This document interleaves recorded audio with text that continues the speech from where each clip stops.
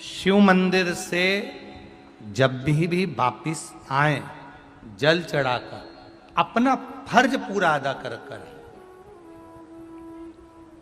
फर्ज से मतलब नमस्वाय भक्ति और विश्वास और वैराग्य से भरी जब इस महापुराण की शिव इस मंदिर पावन से कथा में वापिस मैं आए, आप सभी का जो स्वागत करती पत्ती हूँ। ओम बेलपत्री नमः शिवाय। फूल शिव जी पे चढ़े थे वो नीचे शिवलिंग पे से नीचे गिर गए हों।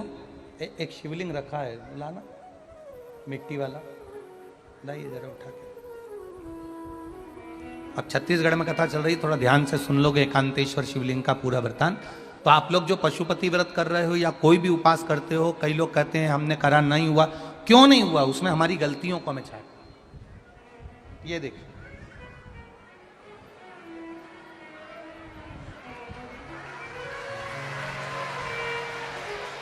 अब जैसे ये शिवलिंग रखा है, आपने जल चढ़ाया, अब जल आप यहां से चढ़ा रहे हो तो धीरे धीरे धीरे धीरे चढ़ाएं जिससे छींटे बाहर ना, यहां तक छींटे रहे ना, जलाधारी तक चलेगा, बाहर ना गिरे। और एक बात का स्मरण रहे, यदि बेलपत्री फूल पत्ती जल चढ़ाने के बाद ये सब अगर नीचे गिर जाए, जलाधारी पर गिर गया या नीचे उतर गया, तुम्हारा पूरा जल चढ़ जाए, तुम्हारे पास में चंदन नहीं है, अबीर नहीं है, गुलाल नहीं है, कुछ भी नहीं हो, तो भी अपने हाथ की 3 उंगलियों से रेखा 3 खींचकर और फिर जो माला आदिकादिक भगवान की रखी थी उसी से भगवान का वापिस पूरा श्रृंगार कर कर फिर वापिस आइए, भगवान को पूर्ण श्रृंगार।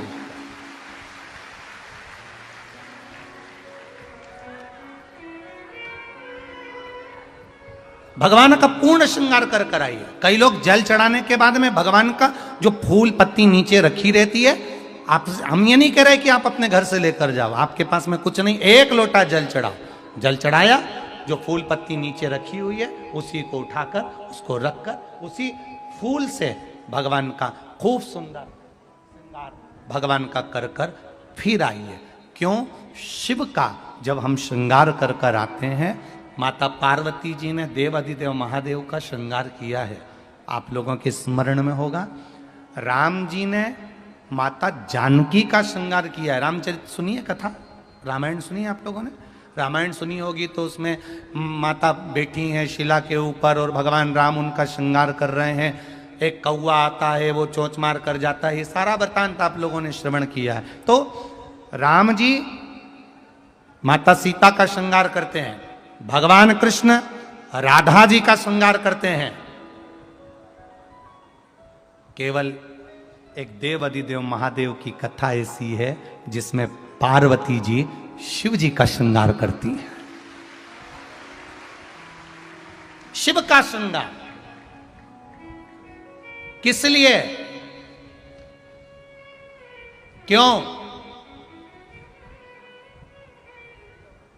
कहा जल चढ़ाने के बाद वहीं पर पड़ी हुई पत्ती से, फूल से, जो चढ़े हुए फूल हैं, चढ़ी हुई पत्ती है, चढ़ा हुआ निर्माल्य है, जो भी शिव जी का है, उसी को धोकर वापिस भगवान का श्रृंगार कर कर आना चाहिए। किस लिए? कि हे भोलेनाथ, जब मैं इस संसार सागर से जाऊं, अखंड सुहाग लेकर पूरी श्रृंगार कर कर इस धाम से जाऊं, ऐसी कृपा जो पढ़ाओ, जो पढ़ाओ। चंदन नहीं है, हाथ से चंदन का स्मरण होना चाहिए। नहीं है हमारे पास लगाने को रोली मोली चंदन, जो भी आपके पास में, अबीर गुलाल नहीं, अपने मन का गुलाल लगाइए, अपने मन का हृदय से दिल से रिझाने का प्रयास। ले जा बाबू, ले जा, दिल से चढ़ाइए। और जब भाव से, दिल से आप आनंद के साथ देव अधिदेव महादेव का आप पूजन करो, उसमें गलती ना हो, गलती। आपके शरीर में थायराइड है या बीपी है या शुगर है, उसकी जांच डॉक्टर करता है। पर मेरा भगवान मेरा भोलेनाथ, मेरा त्रिकालदर्शी, मेरा कैलाशी, मेरा अविनाशी, मेरा शिव कभी भी बीपी या शुगर की जांच नहीं करता। डॉक्टर बीपी की जांच करेगा, शुगर की जांच करेगा, ईसीजी करेगा, ये सारी जांच डॉक्टर करता है। पर मेरा भोलेनाथ, मेरा त्रिकालदर्शी, मेरा कैलाशी, मेरा अविनाशी, मेरा शिव कभी ना बीपी की जांच करता है, ना शुगर की जांच करता है, ना ईसीजी करता है, ना कोई दूसरी जांच करता है। मेरा भोलेनाथ अगर जांच करता है, मेरा शंभु, मेरा त्रिकालदर्शी, मेरा कैलाशी, अविनाशी अगर जांच करता है तो केवल तुम्हारे हृदय में जो भाव छुपा है, मेरा भोलेनाथ उस भाव की जांच करता है। तुम्हारे भीतर जो श्रद्धा छुपी हुई है, तुम्हारे भीतर जो विश्वास छुपा हुआ है, तुम्हारे भीतर जो श्रद्धा और विश्वास छुपा हुआ है, मेरा शिव उसकी जांच करता है, मेरा शंकर उसकी जांच करता है। अब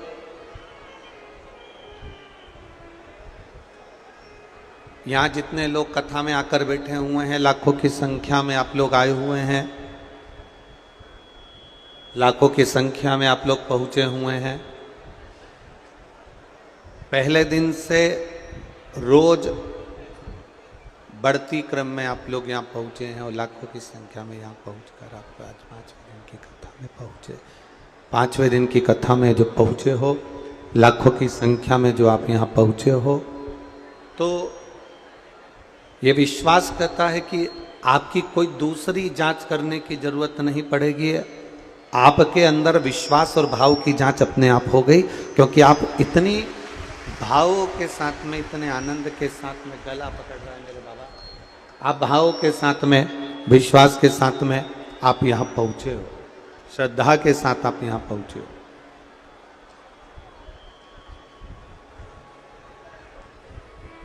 ये परमात्मा की कुछ कृपा, ये परमात्मा की कुछ उदारता, ये परमात्मा की कुछ करुणा है।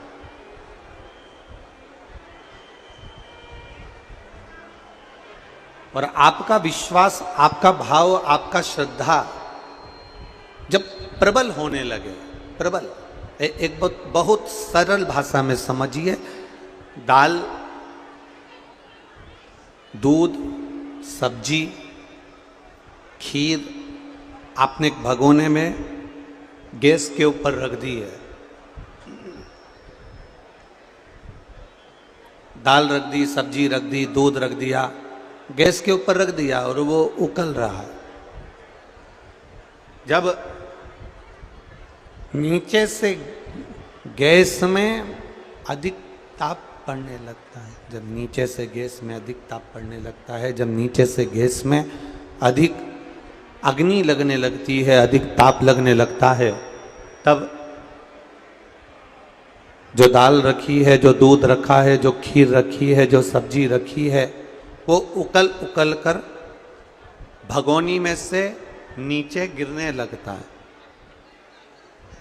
भगोनी में से वो नीचे गिरने लगता है, जब उकल उकल कर नीचे गिरता है। जैसे जैसे अग्नि लगती है, जैसे जैसे ताप लगता है, जैसे जैसे ताप लगता है, जैसे जैसे अग्नि लगती है, वो उकल उकल कर भगोनी में से नीचे गिरने लगता है।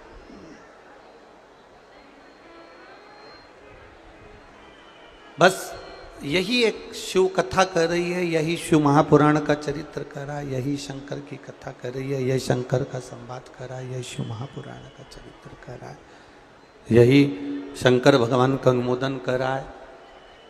नीचे से ताप लगने पर दूध, सब्जी, दाल उकल उकल कर जो नीचे गिरती है, उकल उकल कर जो नीचे गिर रही होती है, हमारे भक्ति का जब ताप बढ़ जाता है, भक्ति का जब बल बढ़ जाता है, भजन का जब बल बढ़ जाता है, भक्ति का जब बल बढ़ जाता है, नीचे से जब हम भक्ति के बल को जब बढ़ा लेते हैं, भजन के बल को जब हम बढ़ा लेते हैं, तो वो हमारा भजन भी, भक्ति भी, हमारी श्रद्धा भी, जैसे खीर उकल कर, दूध उकल कर, सब्जी उकल कर नीचे गिरती है, उसी तरह हमारा भक्ति भी उकलती है, उबलती है और हमारे सम्मुख में आकर गिरती है, तो वो ना जाने कितनों का कल्याण एक साथ कर देती है।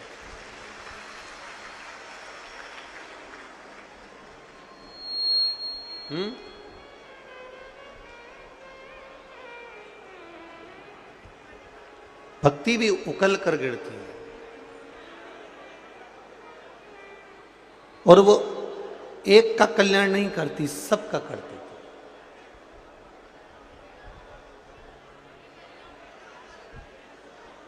आपका करा गया भजन केवल आपका कल्याण नहीं कर रहा है, आपका करा गया स्मरण केवल आपका कल्याण नहीं कर रहा है। शिव महापुराण की कथा कहती है, हमारा करा गया घर के देवराज नाम का ब्राह्मण, उस देवराज नाम के ब्राह्मण की माता बुजुर्ग माँ एक लोटा जल शिव जी को चढ़ाती थी। देवराज नाम के ब्राह्मण की माता शंकर भगवान को एक लोटा जल समर्पित करती थी। देवराज नाम के ब्राह्मण की माता भगवान शंकर को एक लोटा जल चढ़ाती थी। उस जल चढ़ाने का फल ये मिला कि देवराज चोरी का धन लेकर आया था, बेकार धन लेकर आया था, और बेकार धन लाने के बाद भी वो देवराज नाम का ब्राह्मण भगवान शंकर के कैलाश धाम चले गया, क्योंकि उसकी माँ एक लोटा जल समर्पित करती थी। अर्थात भक्ति जब उकलती है, भक्ति जब उबाल भरती है, और भक्ति उबाल भरकर जब गिरती है, भक्ति उबाल भरकर जब सामने आती है, भक्ति उकल कर जब हमारे सामने आती है, तो वो केवल एक का या दो का कल्याण नहीं करती है। कहते हैं सारे शास्त्र वेद पुराण का स्मरण करिए, वो 7 पीढ़ी को तारने की बात करते हैं। पर शिव महापुराण में वेद व्यास जी लिखते हैं ये 71 पीढ़ी को तार देती है। कथा नहीं है, यह भोलेनाथ की कृपा से जीवन को शुद्ध और मन को शांत करने वाले दिव्य संदेश है। तारने का काम कर देती है, ऐसी शिव महापुराण की कथा होती है। ये कोई साधारण नहीं है महाराज।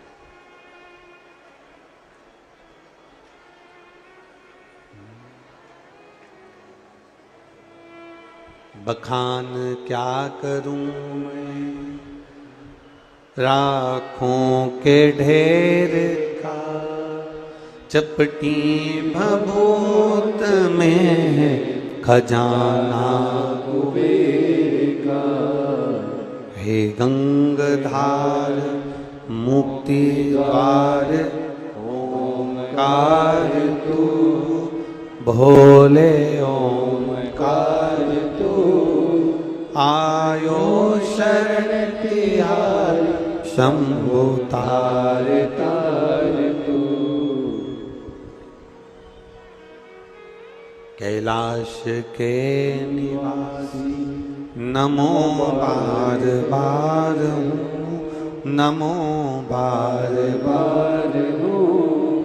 आयो शरण तिहारी शंभु तार तार हूँ। शिव की अविरल भक्ति जब भीतर उकले, शिव का भजन जब भीतर उबलना प्रारंभ हो और वो गिरना प्रारंभ हो, तब जीव भगवान शिव की शरणागति में पहुंचता है, तब जीव भगवान शंकर के पास पहुंचता है, तब जीव भगवान के पास पहुंचता है।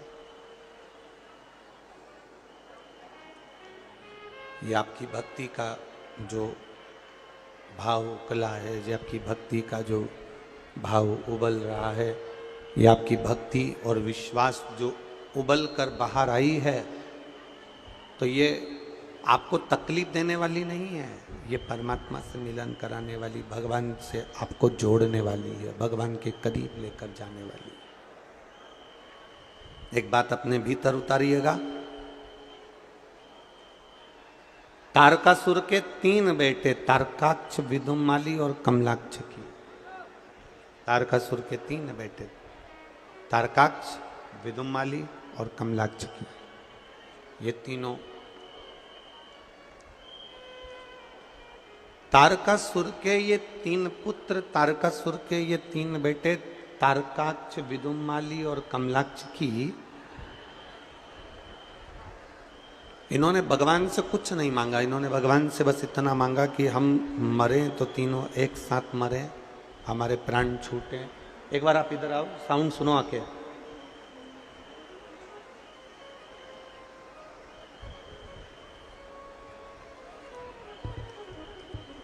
तारकासुर के 3 बेटे, तारकाक्ष, विदुमाली, कमलाक्ष की, इन तीनों को, तारकाक्ष, विदुमाली, कमलाक्ष की, इन तीनों ने जो वर मांगा वो केवल एक वर मांगा कि हम तीनों के प्राण छूटें तो एक साथ छूटे, हम तीनों के प्राण जाएं तो एक साथ जाए, और हमको 3 पुरियों का निर्माण करा दीजिए, हमें 3 अलग अलग नगर बसा दीजिए। 3 नगर बसाने से मतलब क्या है कि हम 3 पुरियों में रहेंगे और अलग अलग रहेंगे, और हमने मांगा कि हमारे प्राण छूटे तो एक साथ छूटे, तो हम कभी इकट्ठे ही नहीं होंगे, एकाग्रित नहीं होंगे, और कभी हम एकाग्रित नहीं होंगे तो हमारे प्राण कभी छूटने वाले नहीं, हम कभी मरने वाले नहीं, फिर हमारे प्राण जाएंगे ही नहीं। पर शिव महापुराण की कथा कहती है संसार सागर में केवल एक मृत्यु सत्य है। संसार सागर में जन्म लिए हो तो मृत्यु का भान होना चाहिए कि मृत्यु सत्य है और ये आएगी, ये निश्चित है। 7 ताले में भी बंद हो जाओगे तो मौत को कोई रोक नहीं पाया।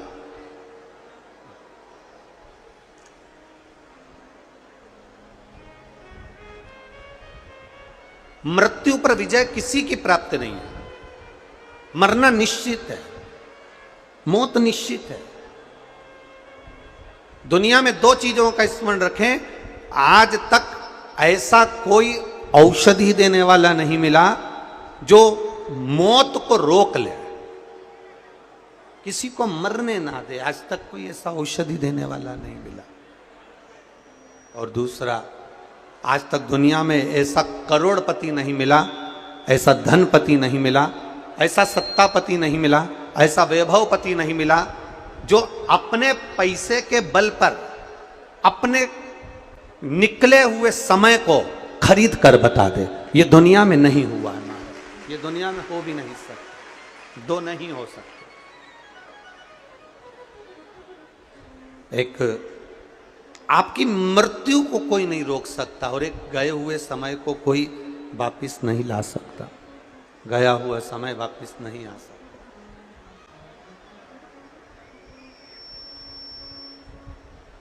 भोपाल वालों के नरेला क्षेत्र में ये जो शिव महापुराण की कथा हुई है, सारंग परिवार जो कथा को कराया है, ये जो 5 दिन आपको मिला, केवल कितने दिन की कथा मिली है?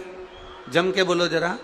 केवल 5 दिन की कथा जो आपको मिली है, 5 दिन जो आपको प्राप्त हुए हैं, 5 दिन जो आपको मिले हैं, ये 5 दिन आपने किसी को पानी पिलाया, 5 दिन आपने किसी को भोजन कराया, 5 दिन आप कथा में आकर बैठे, 5 दिन आपने बैठकर श्री शिवाय नमस्तुभ्यम बोला, 5 दिन आप तपती हुई धूप में भगवान की शरणागति में आकर विराजमान हुए हो। ये 5 दिन अपनी एक नोटबुक पर लिख लेना कि मैंने इतनी तारीख से इतनी तारीख तक कथा सुनी थी, 1 बोतल पानी 15 रुपए का मैंने किसी को पिलाया था, 10 रुपए का मैंने 1 बिस्कुट का पुड़ा किसी को दिया था, या मैंने 1 गिलास ठंडा शरबत किसी को पिलाया था। ये अपनी नोटबुक में लिखना कि मेरा 10 रुपया की 50 रुपया की 20 रुपया की 25 रुपया, आप कथा सुनने के लिए आए तो ऑटो में आते आते मेरा 100 रुपया, मेरा 50 रुपया खर्च हुआ, ये लिख कर रखना, और उसका अंदाजा केवल 4 महीने के अंदर लगा कर रखना कि वो तुमने जो खर्च करा वो 1000 गुना आपको प्राप्त हुआ कि ना हुआ। उसको लिख कर रखिएगा, उसको अपने पास संजो कर रखिए, उसको अपने पास रखिए कि आपको उसमें प्राप्ति हुई कि नहीं, उससे आपको कुछ प्राप्त हुआ कि नहीं हुआ, उससे आपने कुछ प्राप्त किया कि नहीं किया, वो आपके पास होना चाहिए, वो आपके पास लिखा हुआ होना चाहिए। वह आपके पास में होना चाहिए। आपका किया गया पुण्य, आपका किया गया मंत्र जाप, आपका किया गया नाम जाप, आपका किया गया कीर्तन खाली नहीं जाएगा, वो आपको प्राप्त जरूर होगा। यहाँ जितने लोग कथा को श्रवण कर रहे हैं, जितने लोग कथा को सुन रहे हैं, जितने लोग कथा को श्रवण करने के लिए बैठे हैं, जितने लोग भगवान देवादिदेव महादेव के पावन चरित्र को श्रवण कर रहे हो, आप अपने उस भाव को जो अपने दिल से कहते हैं, भगवान से प्रार्थना करते हैं, दिल से भगवान से निवेदन करते हैं, उसको अपने भाव को परमात्मा से जोड़ कर देखिए। महाराज, शरीर में चोट लगती है, हल्दी लगा लेते हैं, शरीर में चोट लगती है, दवाई लगा लेते हैं, शरीर में चोट लगती है, पट्टी बांध लेते हैं, शरीर में चोट लगती है, कोई पाउडर लगा लेते हैं, शरीर में चोट लगती है, कोई मल्हम लगा लेते हैं, शरीर में चोट लगती है, हल्दी, मल्हम, दवाई, ट्यूब, क्रीम हम लगा लेते हैं। ये शरीर की चोट को मल्हम, पट्टी, ट्यूब, हल्दी ठीक कर सकता है, पर जब मन में चोट लगती है तो ना मल्हम काम करती है, ना ट्यूब काम करता है, ना हल्दी काम करती है। मन पर जब चोट लगती है तो केवल एक शिव महापुराण की कथा काम करती है। ये मन की चोट पर केवल शिव कथा लाग कर जाती है, मन की चोट पर केवल एक शंकर की कथा लाग कर जाती है, उसके सिवा शिव की कथा पर लाग नहीं कर पाती। ये मन की चोट पर लाग करने वाली है, मन की चोट को सुझोने वाली है। मन की चोट को जो शिव महापुराण की कथा जब आप श्रवण करेंगे, शिव महापुराण की कथा जब आप धारण करेंगे, तो ये मन की चोट पर एक मल्हम का काम करती है, मन की चोट पर एक मल्हम का कार्य कर देती है। शिव का भजन, शिव का स्मरण, शिव का कीर्तन, शिव का मंत्र जाप, शिव का नाम जाप, शंकर का गुणगान, ये भीतर लगे चोट को ठीक कर देता, भीतर लगे चोट। और भजन भोले बाबा का करते रहोगे तो संसार सागर से तरते रहोगे। भजन भोले बाबा का करते रहोगे तो संसार सागर से तरते रहोगे। आप अपने चित्त को, अपने मन को जितना भजन में लगाओगे, आप जितना मन को भगवान की शरणागति में लगाओगे, उतना सुख अपने भीतर पाते चले जाओगे। लगे बाहर की चोट को हल्दी समाप्त कर देगी, बाहर की चोट को क्रीम और मल्हम समाप्त कर देगा, पर भीतर की चोट पर केवल एक ही चीज असर करती है, वो भगवान का भजन है। भीतर की चोट पर केवल एक ही चीज असर करती है, वो भगवान का मंत्र जाप है। भीतर की चोट पर केवल एक चीज असर करती है, वो भगवान का गुणगान है। उसके सिवाय कुछ असर नहीं करता।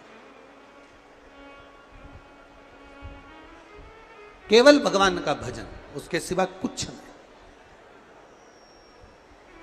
तारकाक्ष, विदुम्माली, कमलाक्ष की तीनों सामने खड़े हो गए। तीनों ने ब्रह्मा जी से वर मांगा, हमको ऐसा वर दे दीजिए, हमको ऐसा वर प्रदान कर दीजिए कि हम तीनों मरे तो एक साथ मरे। 3 पुरी का निर्माण कर दीजिए, हमको 3 पुरी बना दीजिए, 3 अलग अलग महल बनवा दिए, 3 अलग अलग नगर बसा दिए। वहां जाकर विराजमान हो गए, वहां जाकर रहे। अभी इतना उपद्रव इनने मचा दिया, इतना उपद्रव इनने मचा दिया, इतना उपद्रव मचा दिया कि देवता हैरान हो गए, देवता परेशान हो गए। जैसे तारकाक्ष, विदुम्माली और कमलाक्ष की ये तीनों उपद्रव मचाते हैं तो देवता परेशान हो जाते हैं, उसी तरह हमारे कई बार हमारे पाप कर्म, हमारे पाप, हमारी तकलीफें, हमारे पूर्व के किए गए कर्म इतना उपद्रव मचाते हैं कि हम हैरान हो जाते हैं, हम खुद परेशान हो जाते हैं। बेटों की नौकरी नहीं लग रही, घर का मकान नहीं हो रहा, बच्चों का विवाह नहीं हो रहा, कहीं गाड़ी लेने का प्लान करो तो थोड़े दिन तक प्लान होता है, फिर वही की वही हो जाता है, मकान का प्लान करो तो वही की वही हो जाता है। तो फिर ये आखिर हो क्यों नहीं रहा? कुछ ना कुछ नया सोचो, वही की वही धरे रह जाते। कारण क्या है? अर्थात जैसे तारकाक्ष, विदुम्माली और कमलाक्ष की उपद्रव मचाते हैं, बहुत हैरान कर देते हैं, उसी तरह हमारे पूर्व का पाप, हमारे पूर्व का किया गया पाप कर्म, हमारे पूर्व का किया गया पाप हमारे सामने प्रकट होता है और बार बार उछलता है, तो हमको कष्ट प्रदान करता है। फिर करा क्या जाए? जब देवताओं ने देखा कि हमारे ये तीन तारकाक्ष, विदुम्माली और कमलाक्ष की उपद्रव मचा रहे हैं, तो फिर देवताओं ने शिव जी का गुणगान करा, शंकर जी को मनाने का प्रयास करा, शिव जी को मनाने का प्रयास करा, भगवान शंकर का गुणगान करने का प्रयास करा। फिर शंकर भगवान ने आकर तारकाक्ष, विदुम्माली और कमलाक्ष की, तारकासुर के 3 बेटों को संहार कर दिया। उसी तरह जैसे राक्षस जब उपद्रव मचाते थे तो भगवान शिव का स्मरण किया जाता था और शंकर जी जाकर उन राक्षसों का संहार करते थे। उसी तरह शिव महापुराण की कथा कर रही है, उसी तरह भगवान शंकर का संवाद कर रहा है, उसी तरह भगवान शिव का चरित्र कर रहा है कि जब हमारे दुख उपद्रव मचाएं, जब हमारी तकलीफें उपद्रव मचाएं, जब हमारे कष्ट उपद्रव मचाएं, तब हमें कहीं नहीं जाना, हमें किसी और नहीं जाना। कोई कितना ही कहे तुमको कि मेरे पास में आ जाओ मैं तुम्हारा दुख मिटा दूंगा, कोई तुमसे कहे मेरे पास आ जाओ मैं तुम्हारा कष्ट मिटा दूंगा, शिव महापुराण की कथा कहती है जो कह रहा है उसका खुद का कष्ट मिट नहीं पा रहा है, इसलिए किसी के पास मत जाना, जाना तो तुम्हारे घर के पास में जो शंकर का मंदिर हो वहां पहुंच जाना। शिव के द्वार, शंकर की चौखट पर, शंकर के दरवाजे पर, शंकर की चौखट पर, शंकर के मंदिर में, शंकर के द्वार पर, वहां पहुंच जाना,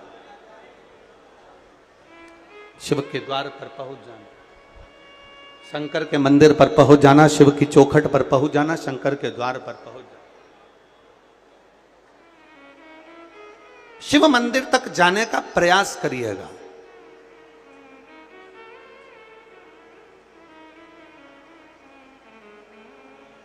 शिव कथा कर रही है,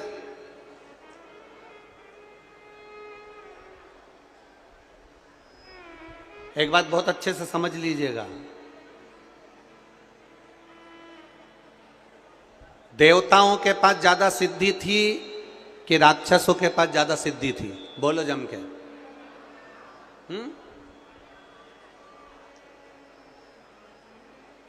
रावण के बंधन में पूरे ग्रह बंधे हुए थे। किसके बंधन में? बोलते जाओ, आज कथा का समापन दिवस है, बड़े प्रेम से बोलो। रावण के बंधन में पूरे ग्रह बंधे हैं, जितने ग्रह होते हैं वो रावण के यहां बंदी बनकर पड़े हुए हैं, वो रावण के यहां बंदी बनकर पड़े हुए। सारा सोना, अंबारियां, सत्ता, वैभव, सब कुछ रावण की है, सब कुछ रावण की। हिरण्यकशिपु, हिरण्याक्ष, रावण, कंस, ये जितने जितने असुरों को आप निकालोगे, जितने जितने राक्षसों को आप निकालोगे, जितने जितने दानवों को आप निकालोगे, जितने जितने असुरों को आप निकालोगे, इनको आप निकाल कर देखना, इनके चरित्र को निकाल कर देखना कि देवताओं से ज्यादा सिद्धि असुरों के पास है, देवताओं से ज्यादा सिद्धि राक्षसों के पास थी। मेरे राम जी के पास में भी बाण थे और रावण के पास भी बाण थे। देवताओं से ज्यादा सिद्धि रावण ने अपने पास में रख रखी थी, देवताओं से ज्यादा सिद्धि असुरों ने अपने पास में रख रखी थी, राक्षसों ने अपने पास में रख रखी थी। और शिव महापुराण की कथा कहती है राक्षस की सिद्धि और देवता की सिद्धि बहुत जमीन और आसमान का अंतर है। देवता की सिद्धि भले थोड़ी सी हो पर वो जीवन भर चलती है, और राक्षसों की सिद्धि थोड़े समय में समाप्त हो जाती। असुरों की सिद्धि थोड़े समय में समाप्त हो जाती है, राक्षसों की सिद्धि थोड़े समय में समाप्त हो जाती है, देवताओं की सिद्धि लंबे समय तक चलती रहती है, लंबे टाइम तक चलती रहती है। देवताओं की सिद्धि लंबे समय तक चलती चली जाती है, लंबे समय तक चलती चली जाती है। फिर अपने जीवन में उतारिएगा। पहले भी कथा में आज फिर कर रहे हैं, पहले भी कथाओं में वर्णन किया, आज फिर वर्णन कर रहे हैं कि क्रीम की जो चमक होती है ये थोड़े समय की होती है। आप चेहरे पर लगा लोगे, थोड़े समय आप सुंदर दिखोगे, थोड़े समय आपके ऊपर चमक रहेगी, थोड़े समय आप चमकते रहोगे। क्रीम की चमक थोड़े समय की रहती है। परशु महापुराण की कथा कहती है, जो आपने पुण्य करा है, सत्कर्म करा है, जो आपने भगवत नाम लिया है, जो भगवत स्मरण करा है, जो भगवान का भजन किया है, अच्छे कर्म की चमक तुम जब तक मर ना जाओगे तब तक तुम्हारे चेहरे पर बनी रहेगी। मृत्यु तक वो अच्छे कर्म की चमक है।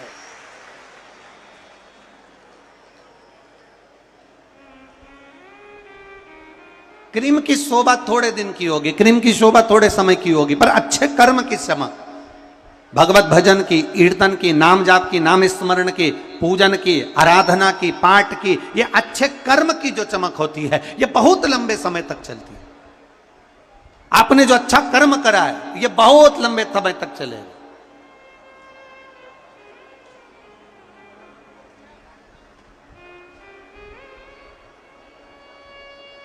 कल आदरणीय विश्वास भैया ने माइक लेकर आप सबके सामने कहा कि यह कथा एक साल नहीं, हर साल चलती रहे, हर साल स्मरण होता रहे। ये उनके मन का भाव, और ये केवल उनके लिए नहीं, आप सबके लिए है। ये उनके मन का भाव जो उन्होंने प्रकट करा कि यह कथा निरंतर चले, हर वर्ष चले और चलती रहे, आनंद लोग लेते रहें, भगवत भजन में डूबे रहें, स्मरण में डूबे रहें, मंत्र जाप करते रहें, नाम जाप करते रहें, नाम स्मरण करते रहें। हम फिर कहना चाहेंगे ये एक श्रेष्ठ कर्म है, एक ये अच्छा कर्म है। आप किसी के दुख में अगर खड़े हो यह आपका श्रेष्ठ कर्म है। आप किसी की तकलीफ में अगर खड़े हो यह आपका श्रेष्ठ कर्म है।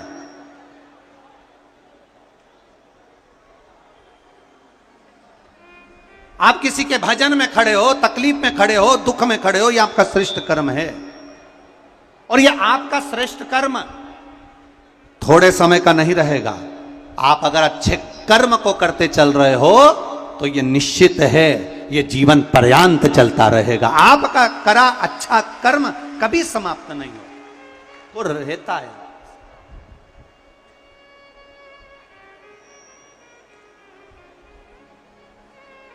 पूरे इतनी कथाएं करी हैं और इतनी कथाओं में कई जगह पर कथा करी, पर अपने इस जीवन काल में पहला ऐसा मंत्री देखा और पहला ऐसा मिनिस्टर देखा जो रोज सवेरे 9:30 बजे हमारे पास में आकर पूछते हैं, कोई कमी हो तो हाथ जोड़कर बोलते हैं जरूर बता देना। और पूरी कथा में पहला ऐसा मंत्री, पहला ऐसा मिनिस्टर देखा है विश्वास सारंग जी जैसा, जो रोज सवेरे हाथ जोड़कर खड़े होकर 9:30 बजे एक ही बात, कोई कमी हो तो बताना, कोई तकलीफ हो तो बता देना गुरुजी। और उनके मुख से जो शब्द निकला आज कहना चाहूंगा कि गुरुजी, जनता का अंदाजा नहीं रहता, इसलिए पंडाल हो सकता है कम पड़ जाए, क्षमा चाहूंगा कि मेरी पंडाल की व्यवस्था हो सकता है कम। ये अपने मुख से कह देना, अपने भाव से प्रकट कर देना कि गुरुजी एक कथा भोपाल में बहुत हुई, उसका एक अंदाजा रहता है कि 1 डूम भराएगा कि 2 डूम भराएगा कि 3 डूम भराएगा। यहां पंडाल पर पंडाल लगते रहे तो भी अंदाजा नहीं लगा सकते। यहां 9 पंडाल तैयार कर दिए और 10वां पंडाल तैयार कर दिया, उसके बाद भी यहां की जो मीडिया, सोशल मीडिया, पत्रकार बंधु जिन्होंने इस पत्रकारिता के अपनी कलम को सिद्ध करा और यहाँ के डूम का और जनता का फोटो संपूर्ण भारत में दिया है, अखबारों के माध्यम से, सोशल मीडिया के माध्यम से। ये साधुता है आपकी। और इतनी कथा करी और उसमें ऐसी महापौर भी नहीं देखी। ऐसी महापौर जो क्या वर्णन करूं मैं श्रीमती मालती राय जी का, कि ऐसी महापौर भी नहीं देखी जो यहाँ लाइन लगवाए और दर्शन कराए या आगे बढ़ बढ़ कर सेवा में लगी रहे। ऐसी महापौर भी हमने नहीं देखी, क्योंकि वो अपनी कुर्सी नहीं छोड़ती, अपने अहंकार को नहीं छोड़ती। ये अभिमतता से दूर है, अहंकार से परे। और जिसने अपना अहंकार छोड़ दिया, जिसने अपनी अभिमतता छोड़ दी, जिसने अपना अहम छोड़ दिया, और जिसने अहंकार छोड़कर संपूर्ण जनमानस की जो सेवा में लगा हुआ है, उसकी चमक जिंदगी भर खत्म नहीं होती, वो चमकता ही रहता। ये अच्छे कर्म की चमक है हमारे, और अच्छे कर्म को जितना करते चलोगे उतने चमकते चले जाओ, उतने आगे बढ़ते चले जाओगे। आप अपने क्रीम की चमक से बाहर निकलो, अच्छे कर्म की चमक में आगे बढ़ने का प्रयास करो। अच्छे कर्म की चमक से आप आगे बढ़ने का प्रयास।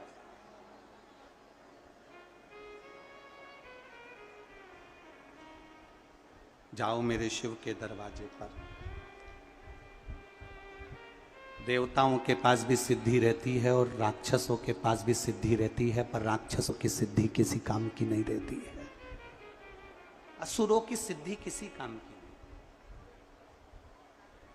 एक बात आज आपसे कहना चाहेंगे भोपाल की इस पावन धरा पर, मेरी माताएं, मेरी जीजियों और मेरे जीजाओं, आप सबसे निवेदन है अपने भीतर उतार कर रखना। कई बार आपके मन में आ जाता है कि मेरी पड़ोसन का 4 मंजिल का बिल्डिंग बन गई। कई बार आपके मन में आ जाता है मेरी पड़ोसन के दोनों बेटों की सरकारी नौकरी लग गई।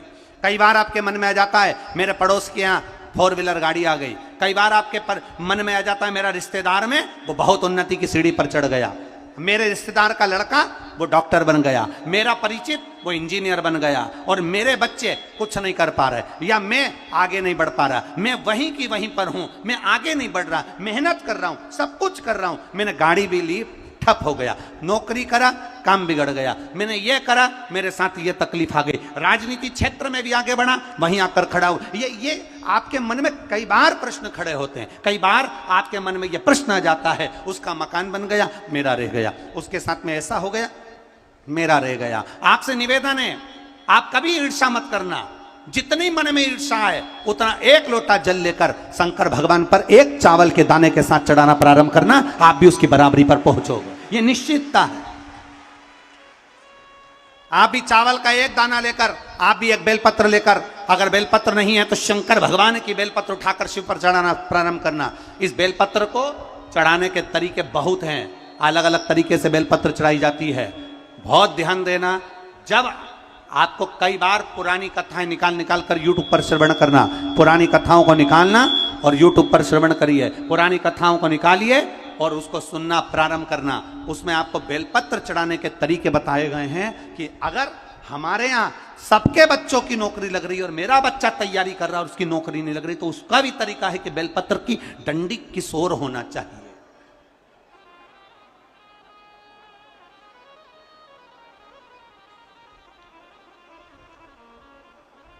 किसी ने ये प्रश्न पर लोग ऑब्जेक्शन लेने वाले ले लेते हैं, कई लोगों को जो ईर्ष्या होती है तो वो कह भी देते हैं, अरे सियोर वाले महाराज का बनाया हुआ होगा, बेलपत्र तो बेलपत्र कहीं से भी चढ़ा दो।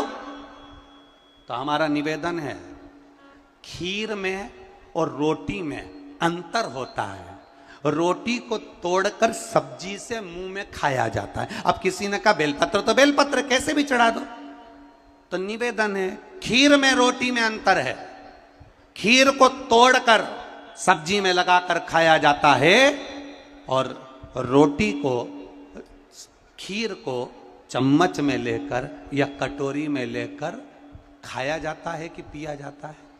बोलो बोलो, जम के बोलो, पिया जाता है।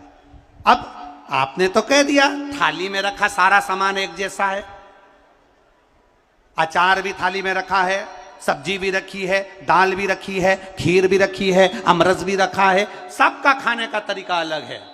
उसी तरह बेलपत्र को चढ़ाने का तरीका भी अलग है। आपको लगा मैंने बहुत मेहनत करी पर मेरा मकान नहीं बन पाया, बहुत मेहनत करी, उसमें बेलपत्री चढ़ाने का तरीका अलग है।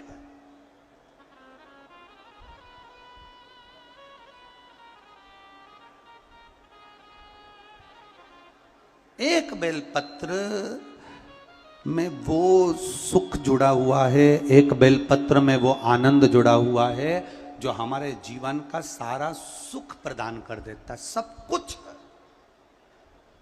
दे देता है। एक पत्र आया है, देखिए।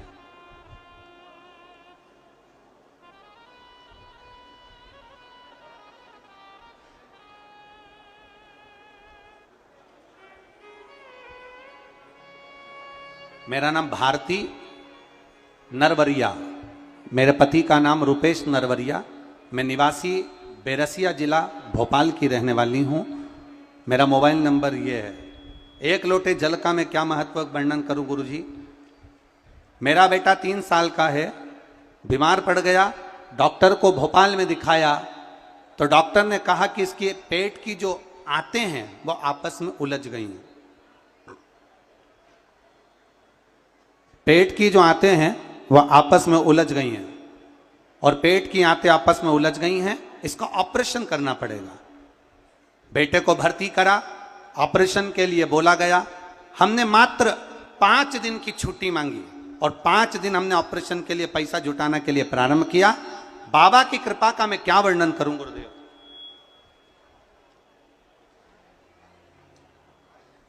अनंत श्री विभूषित आचार्य महामंडलेश्वर पद्म नाम शरण देवाचार्य जी महाराज पधारे हैं सर्वेश्वर सेवा धाम से। एक बार जोरदार ताली बजाएं।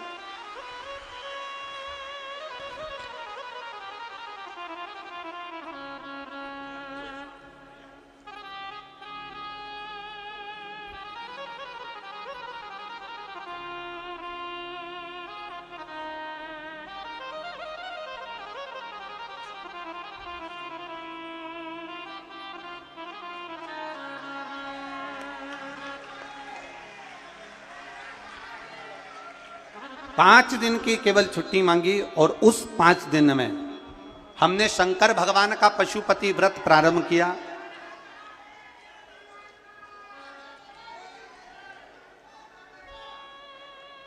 पशुपति व्रत प्रारंभ किया और साथ में शंकर जी पे चढ़ा हुआ जल देना प्रारंभ करा।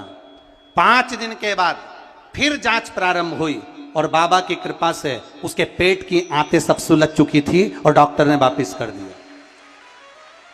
मेरा नाम भारती नरवरिया। कहीं बैठी हो तो हाथ हिला सकती हैं, अगर कहीं मान लो बैठी हो तो हाथ हिला सकती हैं। भारती नरवरिया। शिव कृपा, शंकर की उदारता, शंकर की करुणा होती ही ऐसी।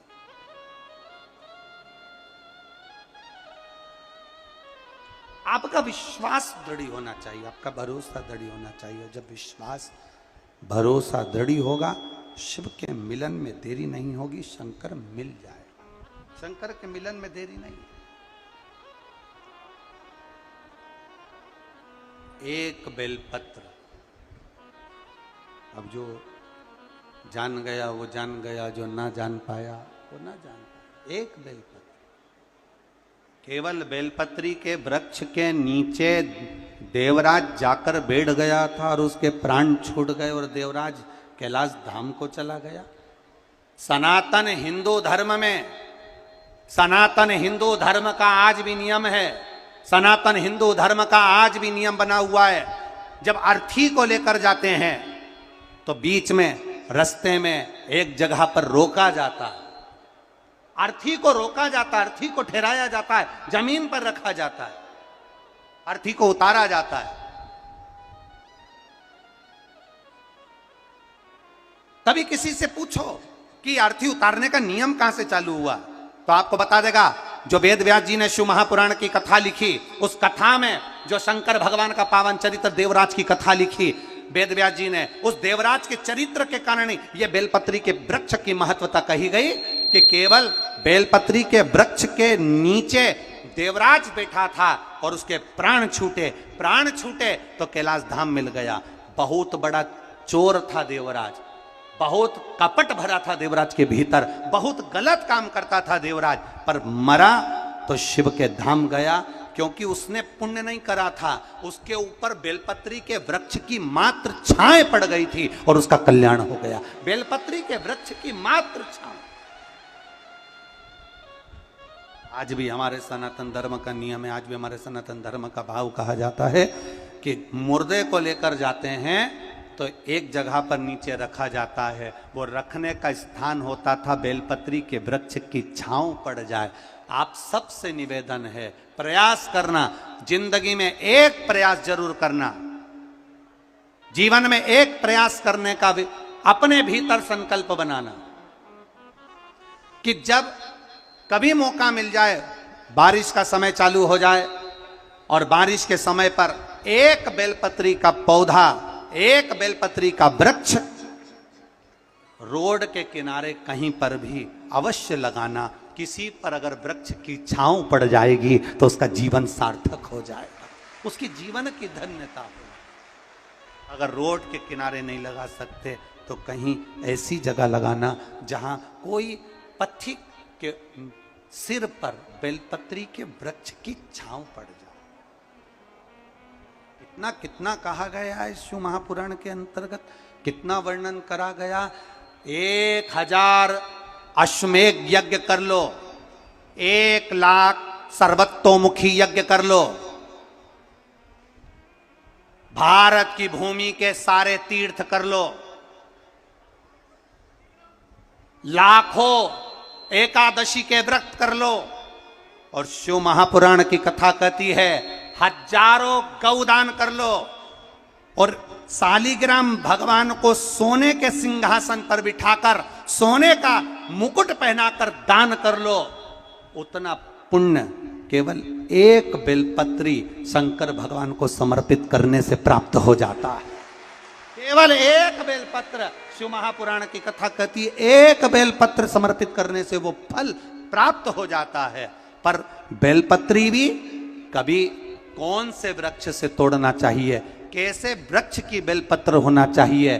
कई लोग जरा जरा सा बेलपत्री का वृक्ष होता है, उस बेलपत्री के वृक्ष की बेलपत्र तोड़ लेते हैं, उस बेलपत्री के वृक्ष की बेलपत्र तोड़कर शंकर भगवान को समर्पित कर देते हैं। ना ना, बेलपत्री का वृक्ष कैसा होना चाहिए, जिस बेलपत्री के वृक्ष की छांव हम पर पड़ रही हो, जो हमारे मस्तक से नहीं, हमारे दोनों हाथ खड़े होने के बाद हम ऊंचा करें और उस पर भी उस बेलपत्री की पत्तियां स्पर्श ना कर पाए, हमारे हाथ पर भी बेलपत्री के वृक्ष की छांव हो, ऐसे बेलपत्री के वृक्ष की पत्ती तोड़कर शिव को चढ़ाई जाती है। ये नहीं कि छोटा सा बेलपत्री का पौधा तुम्हारे घर में लगाए, गमले में लगाए, उसी की पत्ती तोड़कर भगवान को चढ़ाते जाओ, तो ये हम पुण्य नहीं कर रहे, ये हम पाप कर रहे हैं। हमारे ऊपर बेलपत्री की छांव हो और उसकी पत्तियां ली जाए, तब तोड़कर भगवान शिव को समर्पित करी जाए, तब वो पुण्य प्रावधान करते हैं। जरा जरा से पौधों की पत्तियां हमको पुण्यता नहीं देगी, जरा जरा से पत्ते की पत्तियां हमको पुण्यता प्रदान नहीं करेगी। पुण्यता तब देगी जब वो वृक्ष बड़ा हो जाएगा, जब वो वृक्ष बड़ा हो जाएगा, उस वृक्ष की मूलता बढ़ जाएगी।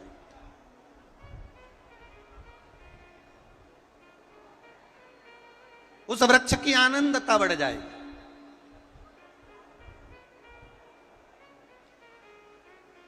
अब करो भजन। कई लोग यहां बैठे हैं ऐसे, ढेर सारे, एक दो नहीं, यहां पर बहुत सारे ऐसे बैठे होंगे। सावन का महीना आया, बेलपत्री तोड़ना है, पूरी की पूरी डाली तोड़ कर लिया है, डाली तोड़ के लाए, पत्तियां निकाली, डाली को उठाकर फेंक दिया और उस पत्तियों को पूरे मोहल्ले में बांट दिया। जी जी तुम भी लो, काका जी तुम भी लो, फूफा जी तुम भी लो, मामा जी तुम भी लो। अब लोगों ने कितना तारीफ करी, हमारी देवरानी का छोरा इतना बढ़िया सारे मोहल्ले में बेलपत्री दे देता है। पर वो देवरानी के छोरे से एक बार तो पूछना कि कितने नरक में पड़ेगा, जो तूने सावन के महीने में पूरी डाली तोड़ी है। जरा विचार करना, शिव महापुराण में लिखा है बेलपत्री के वृक्ष पर से बेलपत्री जब तोड़ी जाती है तो पत्ती तोड़ी जाती है, उसकी डाली नहीं। एक डाली भी अगर बेलपत्री की टूट जाती है तो उसके दूसरे अर्थात दूसरी पीढ़ी, जैसे आज वो पिता बना है तो उसका बेटा, उसके घर में संतान फलीभूत नहीं हो सकती अगर डाली टूटती है। तो पत्ती तोड़ने का नियम है, डाली तोड़ने का नियम नहीं। पत्ती तोड़ने का नियम है। अब पत्ती तोड़ो, चढ़ाइए, बेलपत्र लाइए, चढ़ाइए। तो डाली तोड़ने का नियम हमारे यहां वर्णित नहीं करा गया, डाली तोड़ने का नियम हमारे यहां नहीं बनाया गया। शिव कथा कर रही है, भगवान शंकर का संवाद करा है, शिव महापुराण की कथा कर रही है, हमारा किया गया भजन, और भजन में भी श्रद्धा और विश्वास की मूलता, भरोसे की मूलता, दृढ़ता। लगाओ, जब कभी लगे आपके जीवन में कि मेरे कष्ट का जीवन चल रहा है, कष्ट का, एक बेलपत्र अशोक सुंदरी वाली जगह पर इस डंडी का मुख शिवलिंग की ओर हो। किस ओर हो? बोलते जाओ जरा जल्दी जल्दी।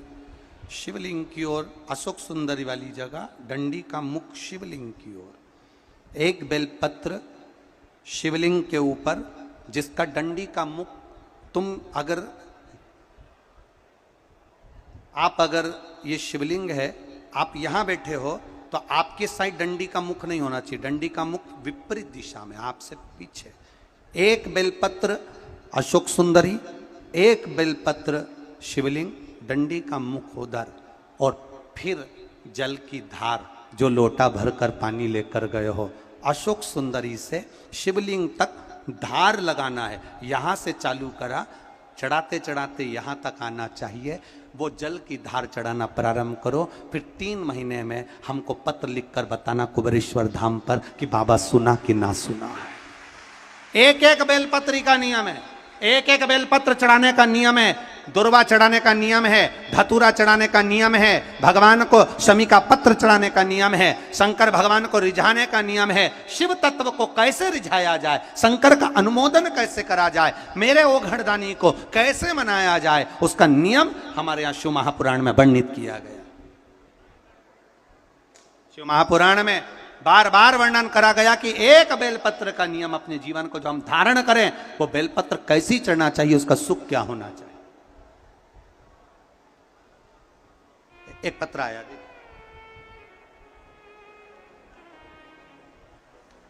आज तो भला हो भोपाल वालों का, पत्र में पंखा भी भेजा हो।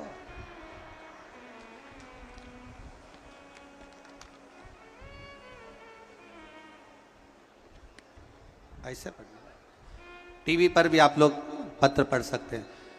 मैं जितेंद्र विश्वकर्मा, पत्नी रीना विश्वकर्मा, पुत्र शिवांश विश्वकर्मा, 235 एम सेक्टर, अयोध्या नगर, भोपाल। मेरी शादी को 8 वर्ष हो गए थे, कोई संतान नहीं हुई।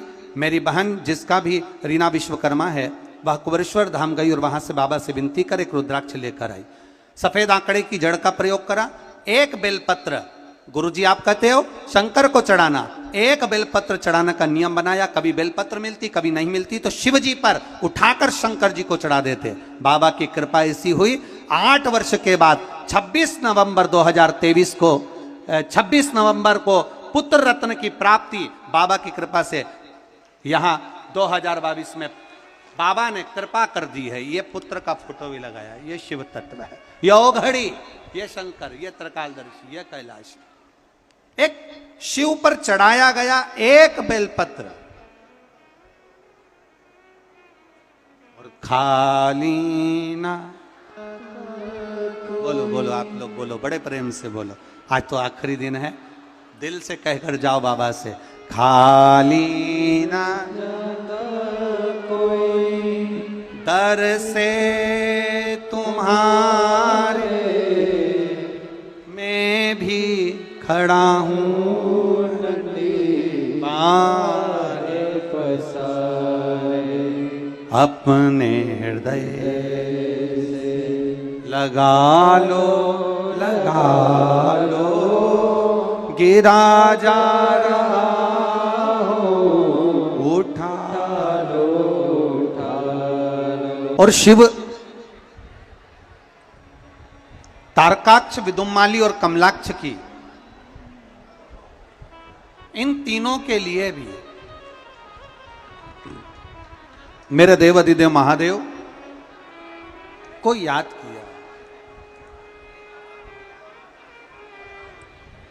और तारकाक्ष, विदुमाली, कमलाक्ष की ये तीनों जब उपद्रव किए, तब भगवान शिव जी ने पशुपति रूप धारण किया, देवताओं को 33 कोटि देवी देवताओं को पशु बनाकर 33 कोटि देवी देवताओं को पशु बनाकर भगवान शिव स्वयं पशुपति नाथ बनकर तीनों पुरियों में प्रवेश कर गए और तीनों पुरियों में प्रवेश कर कर तीनों को तारकाक्ष, विदुम्माली, कमलाक्ष की तीनों को एकाग्रित किया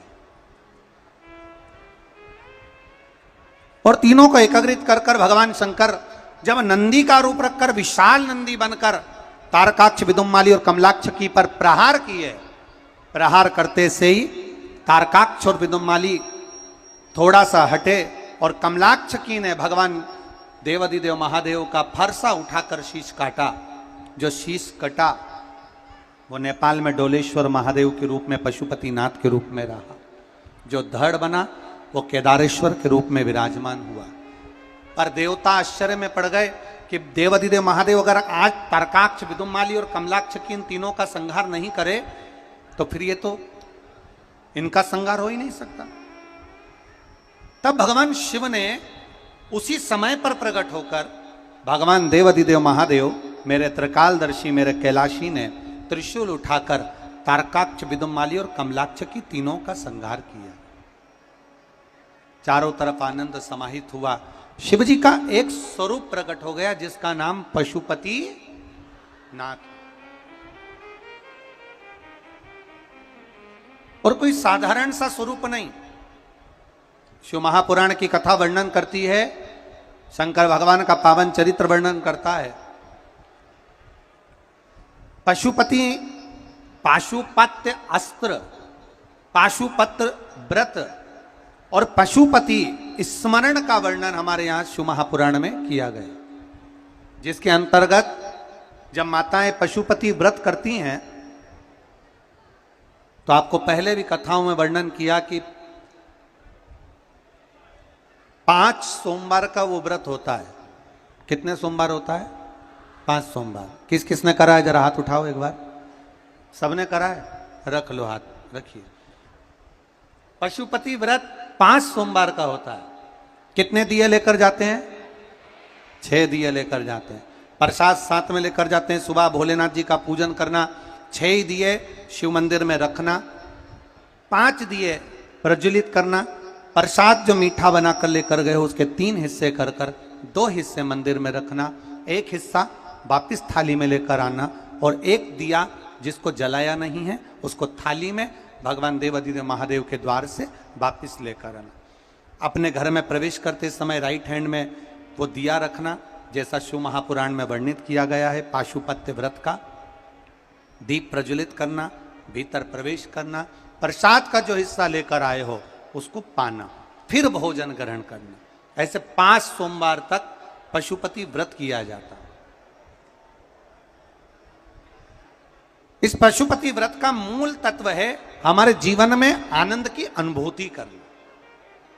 जैसे हम भगवान के दरवाजे को प्रकाशित करते हैं, भगवान शंकर के द्वार को जैसे हम प्रकाशित करते हैं, वैसे हमारे जीवन में प्रकाश हो, हमारे जीवन में आनंद का प्रकाश हो। ऐसा पशुपति व्रत का वर्णन किया गया। कल कथा में एक बात कही थी आप लोगों से, आप लोगों के स्मरण में होगा। कल कथा में कहा था कि भगवान शिव के मंदिर में अगर हम प्रवेश नहीं भी कर सके, मान लो शंकर के द्वार पर, शंकर की चौखट पर शिव के द्वार हम नहीं पहुंच पाए, तो शिव महापुराण की कथा कहती है जो जल देवाधिदेव महादेव को समर्पित कर कर आ रहा है, जो भगवान शंकर को मात्र जल समर्पित कर कर आ रहा है या समर्पित करने जा रहा है, मात्र उस शिव भक्त का मस्तक पर त्रिपुंड लगाने वाला, तिलक लगाने वाला, गले में रुद्राक्ष धारण करने वाला या शिव जी पर 1 लोटा जल चढ़ाने वाले का मात्र हम दर्शन भी कर लेते हैं तो हमारे कोटि कोटि पाप समाप्त हो जाते हैं। मात्र शिव का दर्शन कर लेना। शिव कथा कहती है पशुपति व्रत करने वाला जब पशुपति व्रत करता है तो शिव महापुराण की कथा कहती है कि वो दिल से करे। मान लो एक बार आपने पशुपति व्रत करा और कार्य नहीं हुआ, थोड़ा रुको। हो सकता है फाइल थोड़ी सी मोटी हो, छुपाने में समय लग जाता है, पर बाबा दुख काटेगा जरूर, ये निश्चित है। आप उसके शरणागति में गए हो तो खाली नहीं जाओ।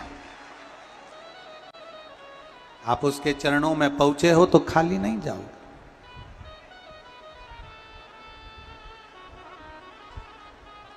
जब देवता और राक्षसों ने मिलकर मंथन करा, उस मंथन में सबसे पहले विष नहीं निकला है, उस मंथन में सबसे पहले निकली है गाय।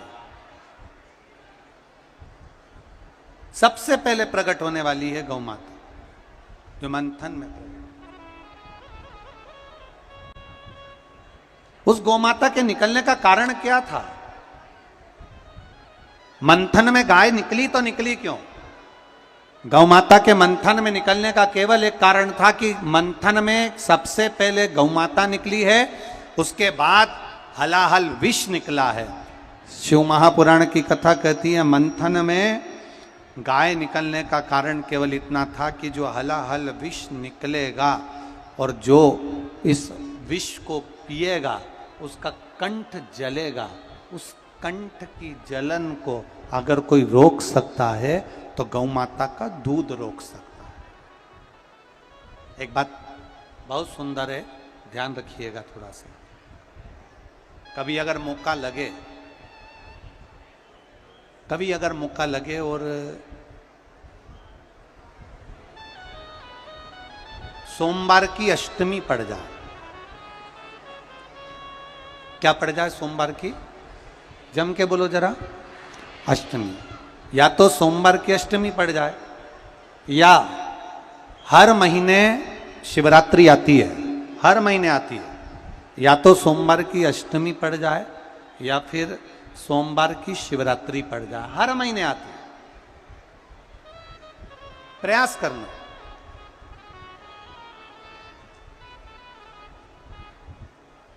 कहीं से देसी गाय का दूध मिल जाए, थोड़ा सा दूध देसी गाय का मिल जाए, थोड़ा सा दूध।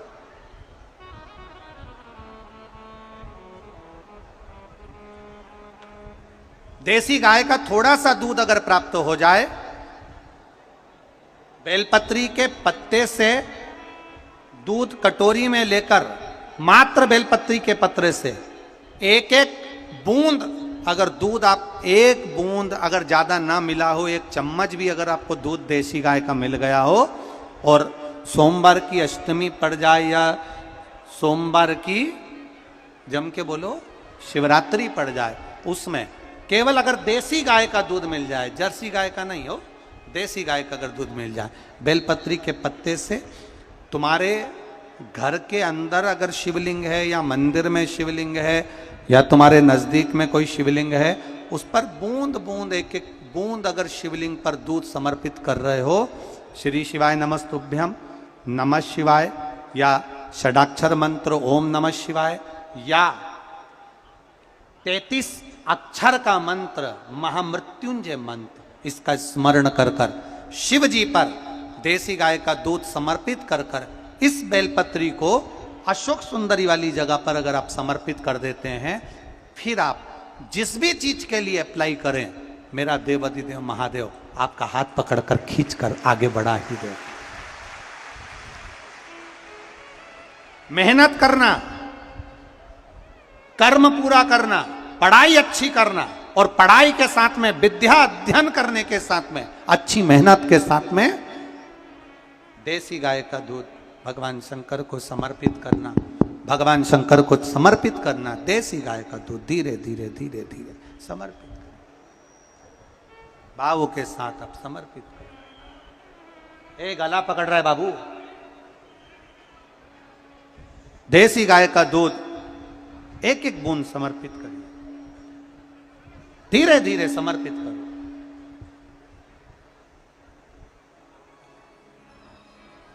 और देसी गाय का दूध जब धीरे धीरे समर्पित करें, बड़े रास्ती से, आनंद से धीरे धीरे जब आप समर्पित करेंगे, बेलपत्री वही दूध में सनी हुई बेलपत्र अशोक सुंदरी वाली जगह पर, उस समय पर डंडी का भाग शिवलिंग की ओर नहीं होना चाहिए। उस समय पर डंडी का भाग जहां से पानी बहकर जाता है अशोक सुंदरी की ओर से, वहां पर होना चाहिए। कार्य में सफलता मिलती ही है। शिव तत्व को धारण करें, शिव की आराधना। शिव महापुराण की कथा कह रही है, गाय को प्रकट करने का कारण केवल इतना था कि जो विष पिया है उस विष के कारण कंठ में जलन ना, कंठ में जलन नहीं होना चाहिए विष के। शिव तत्व की धारणा, शंकर भगवान का गुणगान, शिव की स्तुति, शिव तत्व को आनंदता दे। आगे वर्णन किया, शिव महापुराण की कथा कहती है, बहुत ध्यान देना महाराज, घड़ी अपने हाथ में होती है पर घड़ी का समय अपने हाथ में नहीं होता। घड़ी तुम भले 50,000 की पहन लो, 1,00,000 की पहन लो, हीरे की पहन लो, चाहे पट्टे की पहन लो, चाहे चेन की पहन लो, घड़ी अपने हाथ में रहेगी पर घड़ी का जो समय है वो अपने हाथ में नहीं रहेगा। समय आपका कैसा लाना है ये मेरे महादेव के हाथ में होगा।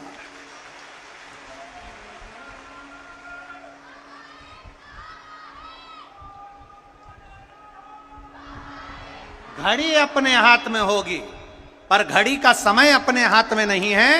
उसी तरह भगवान के मंदिर में जाना अपन जा सकते हैं, शंकर जी पे 1 लोटा जल अपन चढ़ा सकते हैं, शिव जी की स्तुति अपन कर सकते हैं, शंकर भगवान का गुणगान अपन कर सकते हैं, शिव नाम का स्मरण अपन कर सकते हैं, शंकर की स्तुति अपन कर सकते हैं और बाबा से प्रार्थना अपन कर सकते हैं। पर इतना जरूर याद रखना कि आपने दिल से, मन से, भाव से 1 लोटा जल शिव को जो समर्पित करा है वो जल खाली नहीं जाता। शिवलिंग पे चढ़ा जल माता पार्वती जी के हस्त कमल पर आकर गणेश कार्तिकेय से होता हुआ, अशोक सुंदरी के पास से होता हुआ, 33 कोटि देवताओं का स्मरण करता हुआ हमें सुख प्रदान कर देता है और हमारा कल्याण कर देता है। वो जल सहज में सारी समस्या का हल बोल बम का नारा है। हम उसके भरोसे पर जिए, हम उसकी साधना में जिए, हम उसकी आराधना में जिए, हम उसकी अविरल भक्ति में जिए। आगे वर्णन किया गया सुंदर स्वरूप में भगवान शिव की अविरल भक्ति का जो वर्णन किया गया महाराज, तो विष समाप्ति का कोई केंद्र नहीं पर विष की जो जलन है वो समाप्त हो जाए। आगे वर्णन किया गया बड़े भाव से 12 ज्योतिर्लिंग के चरित्र का वर्णन शिव महापुराण कर रही है। पहला सोमनाथ जी का वर्णन किया गया, सोमेश्वर महादेव। देखिए 5 दिन की कथा में आज आप लोग जो इतनी संख्या में आए हो, बाबा से जब यहाँ से जाओ, भूमि को, जमीन को प्रणाम कर कर, रज को अपने मस्तक चढ़ाकर बाबा से दिल से प्रार्थना कर कर जाना, बाबा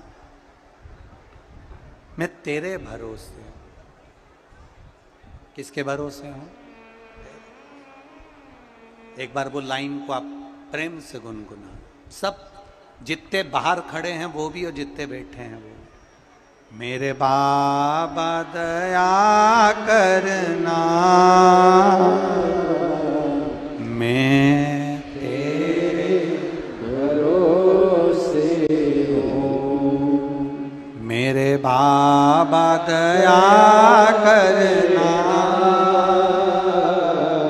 मैं तेरे भरोसे हूँ। भगवान शिव के भरोसे रहना, शंकर की स्तुति करते रहे। चंद्र का काया रोग हुआ, भटकते रहे चंद्र। ऐसी कोई जगह नहीं थी जहां चंद्रदेव ना गए। ऐसा कोई स्थान नहीं था जहां चंद्रदेव ने जाकर विनती ना करी हो। भटकते रहे चंद्रदेव, निवेदन करते रहे चंद्रदेव। देव ऋषि नारद ने जाकर कहा आप जाओ और भगवान शंकर का शिवलिंग बनाओ और उसकी आराधना करो। पार्थिव शिवलिंग की आराधना करना, उसकी पूजन करना, और या अपने नजदीक में जो शिवलिंग हो उसकी आराधना करना, उसकी पूजन करना सुख प्रदान करता है। शिवलिंग का निर्माण करा चंद्रदेव ने। शिवलिंग का निर्माण कर कर शिवलिंग जब बनाया, उसकी पूजन करी, भगवान देव अधिदेव महादेव प्रसन्न हो गए। देव अधिदेव महादेव प्रसन्न हो गए, प्रसन्न। और देव अधिदेव महादेव जब प्रसन्न हुए, प्रसन्न होकर वर प्रदान कर दी और चंद्रदेव को काया के रोग से मुक्त कर दिया। काया के रोग से मुक्त। हमारा जो महामृत्युंजय मंत्र है, इस मंत्र का जब हम स्मरण करते हैं तो उसमें हमारे भाव छुपे होते हैं, भाव छुपे होते हैं। उसमें एक लाइन आती है सुगंधिम पुष्टि वर्धन। इसका मतलब क्या है? क्या इत्र की सुगंध से सुगंधि पुष्टि वर्धन में? क्या इत्र की सुगंध से हम कहेंगे कि भगवान को सुगंधि पुष्टि वर्धन में? ना। शिव महापुराण की कथा कहती है संपूर्ण ब्रह्मांड में भगवान शंकर के, जो भगवान शिव ने करुणा करी है, जो भगवान शिव ने कृपा करी है, जो भगवान शंकर हर पल हर क्षण कृपा करते हैं, ये भगवान शिव की करुणा की सुगंध है जो संपूर्ण ब्रह्मांड में फैली हुई है। वो सुगंध फैलने वाले देव अधिदेव महादेव मुझ पर कृपा करें, मुझे रोग से मुक्त करें। चंद्रदेव रोग से मुक्त। अगला वर्णन आया श्री मल्लिकार्जुन का, जिन्होंने षडानंद कार्तिकेय जी ने तप कर कर भगवान शिव को प्राप्त करा। अगला वर्णन आया है श्री महाकालेश्वर का, दूषण नाम के राक्षस का संहार भगवान शिव जी ने करा, कालाधिपति बनकर विराजमान हुए। अगला वर्णन आया ओमकारेश्वर का, बिंद नामक पर्वत ने तप किया और भगवान शिव को प्राप्त किया। अगला वर्णन आता है फिर केदारेश्वर का, नर नारायण ने तप कर कर भगवान शंकर को अपना बनाया है। भीमा शंकर का वर्णन आया, कुंभकर्ण की धर्म पत्नी करकटी, करकटी का पुत्र था भीम, जिसने उपद्रव मचाया। उस भीम का संहार भगवान शिव ने करा, शिव जी का नाम भीमा शंकर हो गया। अगला वर्णन आया है काशी विश्वनाथ, मनु शत्रुपा ने तप कर कर भगवान शिव को प्राप्त किया।